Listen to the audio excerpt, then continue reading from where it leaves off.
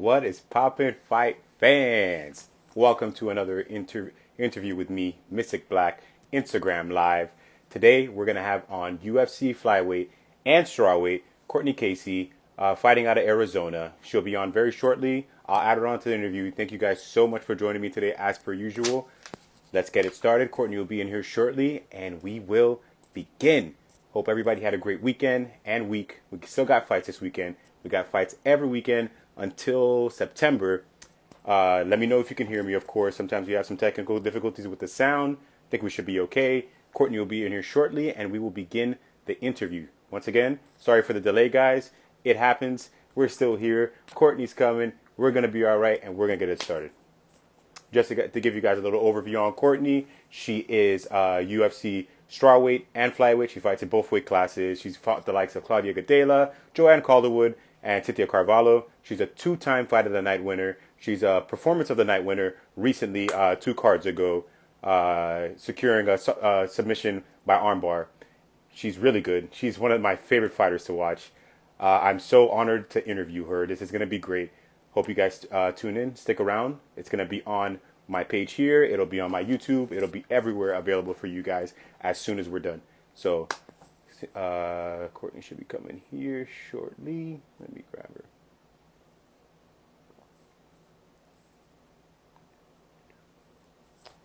She should be in here shortly. Hope can everybody hear me? So let me know if you can hear me. Thumbs up as per usual.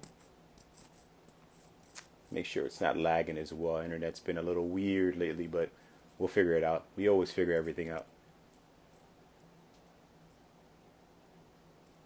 She should be in here shortly. Perfect. My man, her. I appreciate that. My man. You can hear my... Thanks. Thanks, Will. There she is. Request. Should be in here shortly.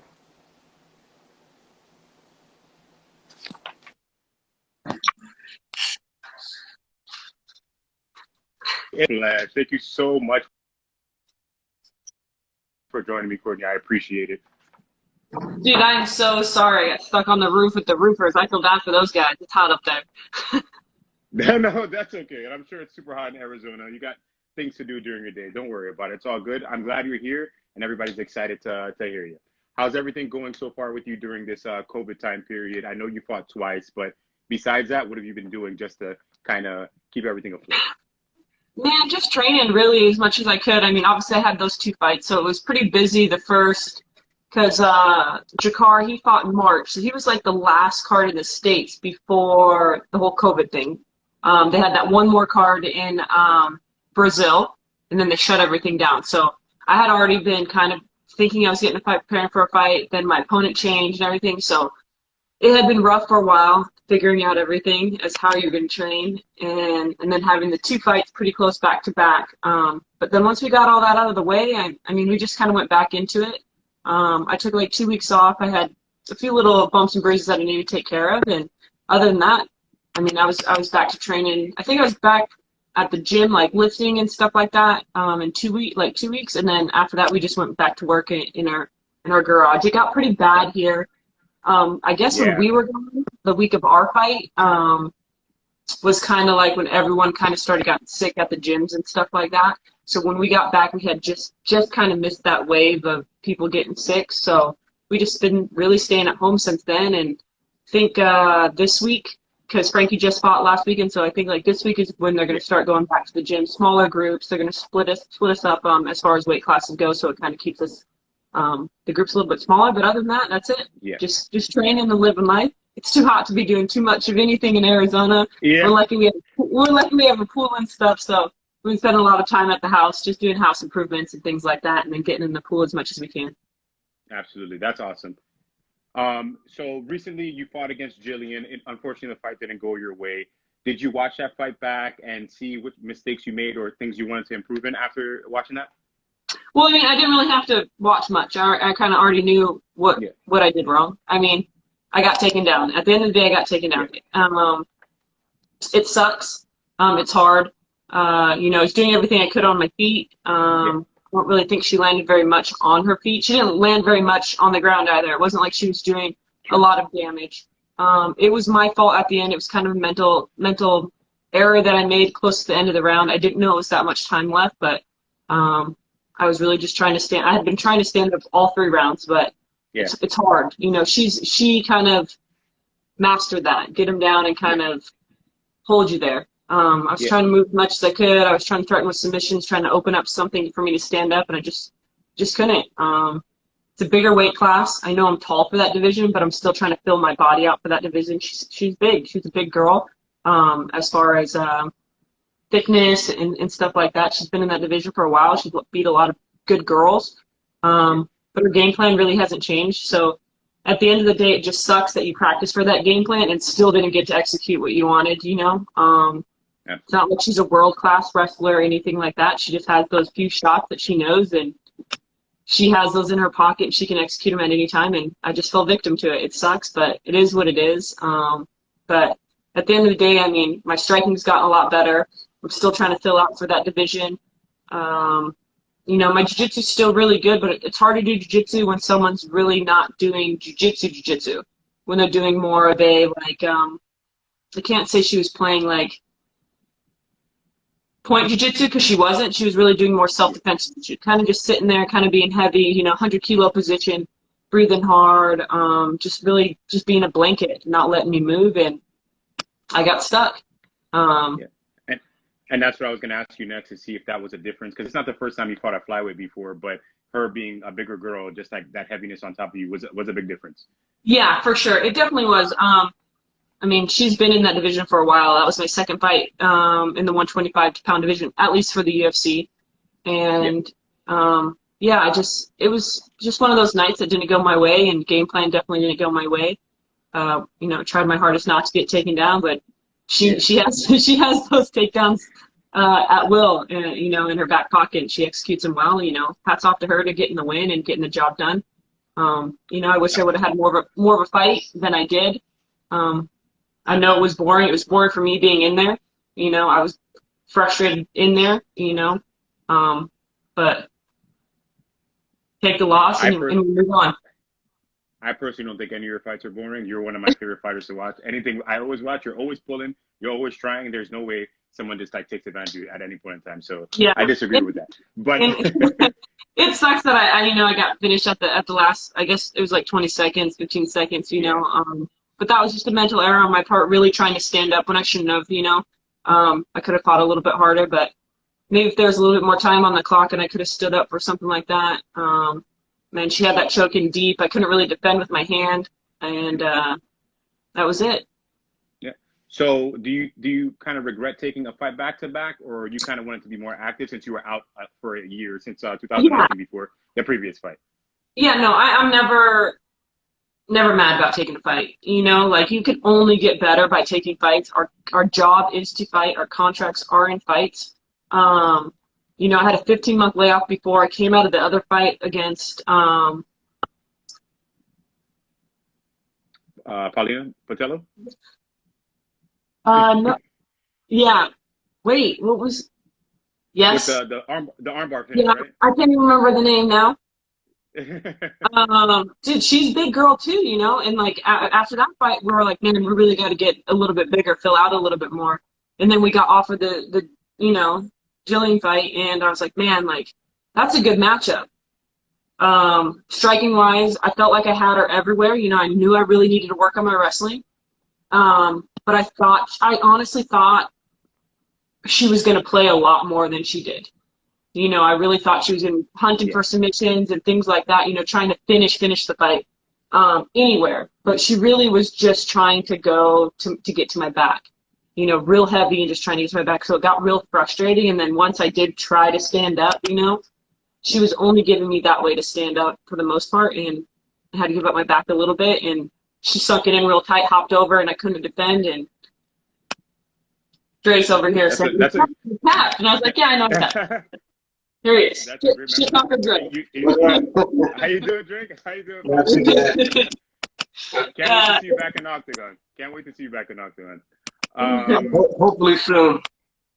Hopefully soon. You got anything lined up? No, I had a surgery, so I'm just recovering from that. I'm almost 100%. So We can't wait to see you back in there, man. You're one of the best lightweights in my opinion, and I know there's so much you can do in that octagon. thank you, appreciate it. Yeah. So, Courtney, do you want to come back anytime soon at flyweight or strawweight? Any specific weight class you want to come back to? Mostly, I'll probably finish this year out at flyweight. I definitely want to get one in before the end of the year. Yeah. You know, like I said, they were getting a lot of us back in there if we could, because we understood the protocols that were happening in the UFC. We understand kind of like how fight week went, and you know, our feet were already a little bit wet on how the quarantine was going. So Yeah. I think that's why they were trying to get us all back in as quickly as possible. It's easier for them to do that. I enjoyed the fight. Like, I wanted that fight. It just didn't happen to go my way. So this time, you know, again, I got to go back to the drawing boards, you know, be a little bit smarter on a few things, and, you know, hopefully get the W the next time and get the job done. At the end of the day, I just want to go out there and put on a show for the fans, and that's what I'm mostly disappointed in with that last fight. Is it was just, for me, it was boring. Another reason why I haven't even went back and watched it, I probably never will, because I was in it. Like, Yeah. I knew what I did on my feet. I mean, if we could just take the stand-up off, you know, highlight reels, but it's a full fight, and I really don't want to sit there and watch me laying on my back trying to hunt for submissions for, you know, 15 minutes. It just wasn't. It wasn't pleasant to be in there. I didn't know what else I could do. You know, I did everything that the ref asked me to do. So it is what it is. Part of the game. So let me ask you this question. So Joanne Calderwood took a fight against Jennifer Maia, which is a little risky because she had a flyweight championship fight. Do you think she made a mistake doing that? No, if I honestly, if I was in her position as well, like, I would take the fight. Joda's a good friend of mine. I definitely think we don't know when Valentina is going to fight again. To me, when Valentina did that text out saying, "I'll see you soon," it's like, damn, like, I'm thinking in my head, you know, and I'm pretty sure Joda's thinking the same thing, like, dude, I wasn't going to fight you for 6 to 8 months. I'm not going to be on the show for another 6 to 8 months, you know, and now, you know, but who knows? Who knows what soon is for that? But as I took it, I was like, damn, man, maybe, like, I don't know. Yeah. I hopefully if it's in the next 2-3 months, I'd be pissed for JoJo. I'd be upset for her too. Yeah, you know, that's unfortunate. She had that title. But at the end of the day, you know, JoJo's a fighter, you know, and she's gonna take fights. It was a good matchup, you know, against a good girl, and she just got caught, you know. She seemed to do everything right. Her elbow was out, you know, and then she just pulled it just right, and she couldn't roll, she couldn't do anything, she kind of stuck in a real position. Again, it's just one of those things that happens, but if everything went her way, that was a great win. It just didn't, and it sucks that, you know, that title fight was on the line and she was put in that position, you know, and it's and you know, like, I kind of see it how, like, Tony Ferguson kind of is, like, he's going to take fights. Like, UFC kind of knows JoJo's going to take fights. It has to make sense. That fight made sense, and then if you put in, oh, you're not fighting for a couple more months, you know, and not a couple more, like 1-2 months, like, you ain't fighting until next year kind of thing. And you got a family to feed, you got a house to pay, you know what I mean? Like, it's tough. And, you know, I just think she was kind of stuck in one of those positions. I'm not 100% sure, but knowing JoJo, I mean, she went out there to put on a show, she went out there to get a W, and it just ended up not going her way, and it sucks that the title was online, but it happens sometimes. Yeah, and being a champion, I really think that matchup with Valentina is a good matchup for JoJo. I do think that the Maya fight's a good matchup for Valentina as well. But we'll see how it goes. Absolutely, and if you're a champion, eventually you have to fight anybody anyway. So what's the point of not fighting somebody before that? Because if you have that belt, everybody is waiting for you to fight them. So I don't blame JoJo as well. Is there anybody you want to fight next? Maybe a rematch with Cynthia Carvalho? Anybody up there in that's ranked? Since the flyweight division is not too deep yet. Anyone. They give me anyone, I'll take it. You know, I'm just hoping to get more fights in. I think I have one more fight on my contract, and then, you know, we'll look to negotiate. So, I mean, at this point, whoever they give me, I'm happy to fight whoever. Man, if they need me for short notice at 35, if they need me for someone smaller at 35, like a smaller 35er, I'll take it. I'm just here to fight. I enjoy it. I love getting better. I love training. I think the UFC knows that. I mean, I pretty much fought anyone in the 115-pound division, and then I went in right in and got ranked at 25. So I think I'm right there. I mean, my records, if you look at it on paper as wins and losses, you're like, damn, that girl's not very good. But then you look at who I fought and the time frames I fought and the shortness of camps that I took those fights on. Like, I think this is the first time I've been finished. I mean, this is definitely the first time I've been finished in the UFC, but it's been the first time I've been finished since like 2000 something. So These guys are like, yeah, the split decisions. And I always compare your record to like Jorge Masvidal. I know it looks a little off, but you guys fight the hardest people in your weight class, no matter what. It's very tough fights. so I'm just hoping the UFC keeps me around for a little bit. I'm still young as far as my record goes.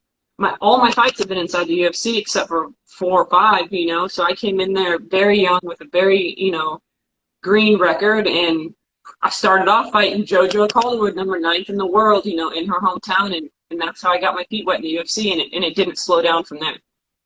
That's right, and I love that fight. That was an amazing fight. I would love to see you guys fight one more time again at a different weight class that you both feel more comfortable at. We made a lot of money for each other that night, so maybe, who knows? That's right, fight of the night. And one last question, Courtney. Thank you so much once again for your time. I appreciate it. Yeah, no, and I appreciate you calling me back too. No, absolutely. Now you have King, Mr. King Close. He's 1 year old. 1 year old. He just turned 2 on the 26th, and he had his birthday. We had his birthday on Saturday. That's awesome. Does he give you any kind of like different motivation now in how your day to day goes and how you think about like fighting and in that sense? Yeah, for sure. I mean, when you we're lucky enough and blessed enough to be able to have him pretty much full time. And then our jobs allow us to see him every single day. So just seeing him every day grow and grow, and then him getting better as far as him watching us train and what he's doing, it's very uplifting. It's very rewarding. Every day, is a new milestone.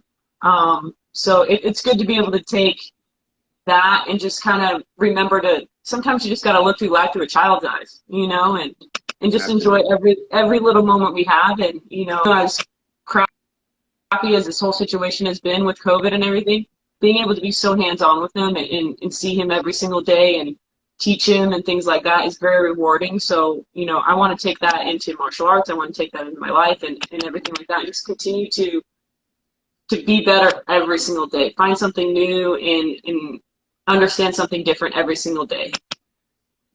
Absolutely. Courtney, thank you so much for this time. I appreciate it. You are one of my favorite fighters to watch. You are a great mother, as I can see from everything you post. Tell Drakkar one day I'll get that interview with him. Can't wait till he comes back. And I appreciate your time. No, anytime, man. Just let me know. I really appreciate it. Absolutely, Courtney. Thank you so much. Have a wonderful night. Thank you. You too, man. All right, fight fans. That was Courtney Casey. That was super awesome. She is one of my favorite fighters to watch. You guys should watch every one of her fights. They are amazing. They're never boring. She's always pushing through. Don't let that record fool you, because those are performances of the freaking night every single time, in my opinion. Hope you guys enjoyed that. This will be on my Instagram right after. I appreciate the time. I know there's a little delay, but we did it. We made it. We're good. Mystic Black out.